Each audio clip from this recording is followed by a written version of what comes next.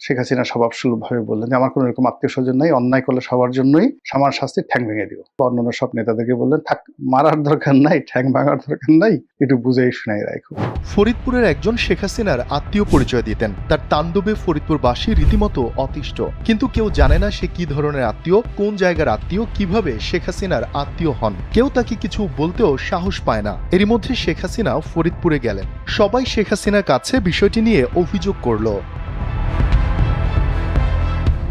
অভিযোগ শোনার পর শেখ হাসিনা বললেন, আমার এরকম কোনো আত্মীয় স্বজন নাই, অন্যায় করলে সবার জন্যই সমান শাস্তি, ঠ্যাং ভেঙে দিও। তখন আওয়ামী লীগের লোকজন ঠ্যাং ভাঙার জন্য প্রস্তুত। তবে এই কথা বলার সঙ্গে সঙ্গে আবার শেখ হাসিনা থামলেন, থেমে তার আত্মীয় নাকিব মনুকে ডাকলেন। তার কাছে একটা খাতা ছিল, যেখানে শেখ পরিবারের আত্মীয় স্বজনের একটা বড় তালিকা ছিল। শেখ হাসিনা বললেন, দেখো তো খাতার মধ্যে নামটা রয়েছে কিনা।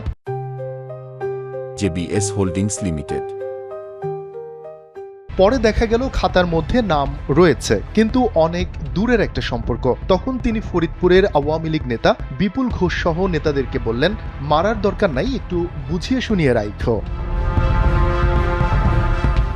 ঘটনাটি 1996 সালে যখন আওয়ামী লীগ ক্ষমতায় ছিল সেই সময়ের। সম্প্রতি নিজের ভেরিফাইড ইউটিউব চ্যানেলে আপলোড করা একটি ভিডিওতে শেখ পরিবারের ক্ষমতার দ্বন্দ্ব নিয়ে চাউর হওয়া একটি খবর নিয়ে কথা বলতে গিয়ে ঘটনাটি নতুন করে সামনে আনেন সাবেক আওয়ামী লীগ নেতা ও সংসদ সদস্য গোলাম মাওলা রনি। পরে যিনি আওয়ামী লীগ ছেড়ে বিএনপিতে পাড়ি দেন। সজীব ওয়াজেদ জয়কে মাইনাস, আম্মা গ্রুপ বনাম মামা লীগ নিয়ে হইচই, কাউয়া লীগের নতুন চক্রান্ত শিরোনামে পোস্ট করা 13 মিনিট 41 সেকেন্ডের ওই ভিডিওতে গোলাম মাওলা রনি বলেন, রাজনৈতিক অঙ্গনে আলোচনা হচ্ছে শেখ হাসিনার ছেলে সজীব ওয়াজেদ জয় তার মায়ের দিল্লি কেন্দ্রিক রাজনীতির বাইরে গিয়ে আমেরিকায় থাকা নেতাদের নিয়ে একটি বলয় তৈরির চেষ্টা করছেন। এসব কথা আলোচনা হচ্ছে এবং এখান থেকেই আম্মা লীগ এবং মামা লীগ কথাটা শোনা যাচ্ছে।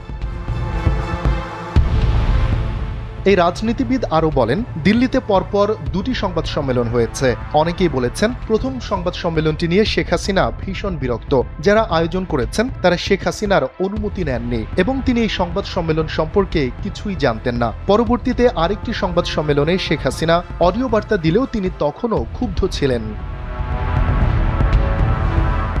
দ্বিতীয় বিষয়টি হলো আল জাজিরাকে দেয়া জয়ের একটি সাক্ষাৎকার। ওই সাক্ষাৎকারে জয় তার মায়ের বৃদ্ধ হয়ে যাওয়া এবং একই সঙ্গে আগামীতে রাজনীতি থেকে অবসর নেয়া, বাংলাদেশে যদি তিনি কখনো ফিরে আসেন তাহলে সক্রিয় রাজনীতি করবেন না, এই বিষয়ে তিনি যে সম্ভাবনার কথা বলেছেন, এটি নিয়ে আওয়ামী লীগের যারা সমালোচক তারা বলার চেষ্টা করছেন যে জয় চাচ্ছেন না আওয়ামী লীগের রাজনীতিতে তার মায়ের কর্তৃত্ব আগের মতোই থাকুক। শেখ হাসিনা ও সজীব ওয়াজেদ জয়কে তার খুব কাছ থেকে দেখার সুযোগ হয়েছে জানিয়ে গোলাম মাওলা রনি আরো বলেন, তাদের পারিবারিক বন্ধন খুবই মজবুত। অন্তত তার কাছে মনে হয় না শেখ হাসিনাকে বাদ দিয়ে জয় দলের দায়িত্ব নিতে চাইছেন। এছাড়া আম্মা লীগ ও মামা লীগের বিষয়টির সত্যতা নিয়েও প্রশ্ন তুলেছেন তিনি। শফিকুল ইসলাম শান্ত, NPB।